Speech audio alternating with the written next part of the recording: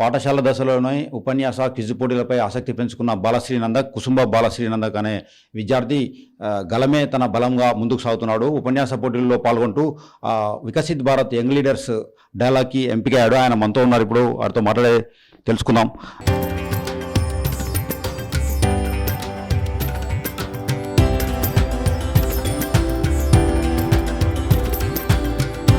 తరతరాలుగా తరగని స్వర్ణ బంధాలు మన మానిపల్లి జ్యువెలర్స్.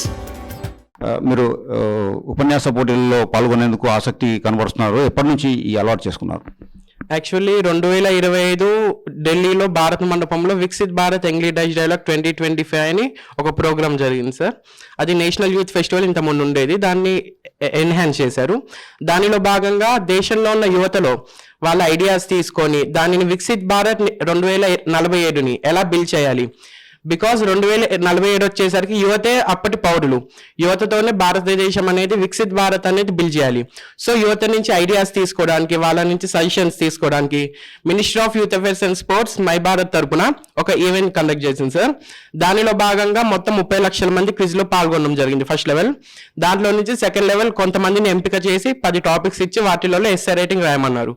దాంట్లో నేను సెలెక్ట్ చేసుకున్న టాపిక్ వచ్చేసి వికాస్ బి విరాసత్ బి. 2047 భారతదేశం వచ్చేసరికి మన డెవలప్మెంట్ ఎంత ఇంపార్టెంటో మన కల్చర్, మన హెరిటేజ్ కూడా అంత ఇంపార్టెంట్.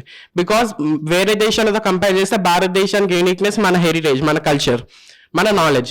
సో దానిని ప్రిజర్వ్ చేయడానికి నేను ఆ టాపిక్ ఎంచుకొని ఎస్ఏ రైటింగ్ రాయడం జరిగింది. దానిలో భాగంగా సెంట్రల్ యూనివర్సిటీ ఆఫ్ హైదరాబాద్లో డిసెంబర్లో స్టేట్ లెవెల్ పీపీటీ ప్రెజెంటేషన్ ఇవ్వడం జరిగింది.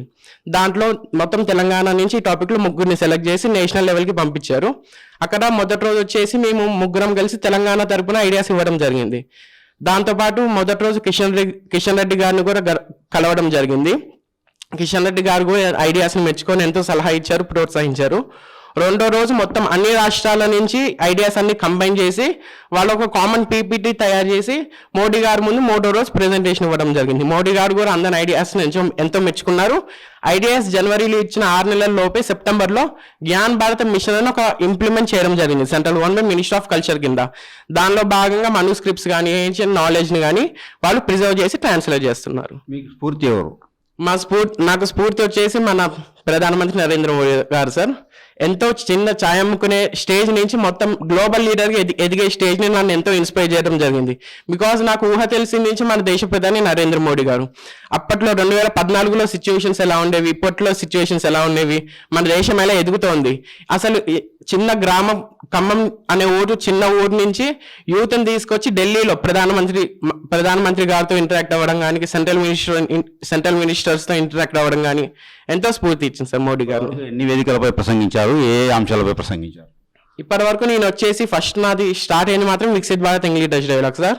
తర్వాత యూత్ పార్లమెంట్ కానీ, తర్వాత మై భారత్ బడ్జెట్ క్వశ్చన్ కానీ, తర్వాత వికసిత్ భారత్ యువ కనెక్ట్ ప్రోగ్రామ్ అని చెప్పి మమ్మల్ని యూత్ ఐకాన్స్గా సెలెక్ట్ చేసి మినిస్ట్రీ ఆఫ్ యూత్ అఫేర్స్ వాళ్ళు మొత్తం కాలేజ్లలో ఇంటరాక్ట్ అవ్వాలి యూత్ తోటి. బికాస్ మమ్మల్ని కొంతమందిని సెలెక్ట్ చేశారు 3000 మందిని.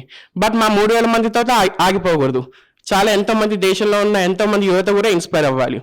దాంతో భాగంగా వికసిత్ భారత్ యువ కనెక్ట్ ప్రోగ్రామ్ అని చెప్పి మెదక్లో కండక్ట్ చేయడం జరిగింది. మీ లక్ష్యం ఏంటి? నా ఫైనల్ లక్ష్యం వచ్చేసి మెయిన్ గోల్ అయితే వికసిత్ భారత్ 2047 బిల్డ్ చేయడం.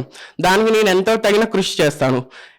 నా మెయిన్ గోల్ వచ్చేసి మన కల్చర్ని, మన హెరిటేజ్ని ప్రిజర్వ్ చేయాలి. దీంతో పాటు నేను సివిల్ సర్వీసెస్కి కూడా ప్రిపేర్ అవుతున్నాను సార్. ఇక్కడ ఏం చదువుతున్నారు మీరు ఇప్పుడు? నేను ఇప్పుడు central tribal university of Andhra Pradesh విజయనగరంలో బీఎస్సీ జియాలజీ 4th ఇయర్ చదువుతున్నాను sir. It is under NEP 2020 కింద ప్రోగ్రామ్ అనేది జరుగుతుంది. ప్రెసెంట్ 4th ఇయర్లో ఉన్నాను. ఇప్పుడు కేరళ వెళ్తున్నారు కదా, కేరళలో ఏ అంశం మీద ప్రసంగిస్తారు? ఇప్పుడు మనకి మధ్యప్రదేశ్ గవర్నమెంట్ వచ్చేసి ఆది శంకరాచార్యులు అద్వైత సిద్ధాంతాన్ని ఇప్పుడు ప్రెసెంట్ ఉన్న యూత్కి కల్చరల్ ప్రిజర్వేషన్లో భాగంగా చెప్పడానికి కొంతమంది దేశవ్యాప్తంగా 50 మంది యూత్ని సెలెక్ట్ చేసి కేరళలో ఉన్న చిన్మయ ఇంటర్నేషనల్ ఫౌండేషన్ అనే ఒక ఇన్స్టిట్యూషన్కి పంపించడం జరుగుతుంది. మొత్తం ఇది 10 రోజుల ప్రోగ్రామ్ సార్. దాంట్లో ఆదిశంకరాచార్యులు కానీ సిద్ధాంతాలు కానీ, మన అద్వైత వేదాంత కానీ, సనాతన ధర్మం గురించి యూత్కి నేర్పిస్తాను. భారతదేశ సంస్కృతి సంప్రదాయాలను కాపాడుతూనే 2047 వికసిత్ భారత్ 2047కు అందరినీ సమన్వయం చేసి అదే లక్ష్యంగా ముందుకు సాగుతానని బాలశ్రీనందక్ చెప్తున్నారు. వీడియో జర్నలిస్ట్ నాగేందర్తో హరీష్, RTV ఖమ్మం నుండి.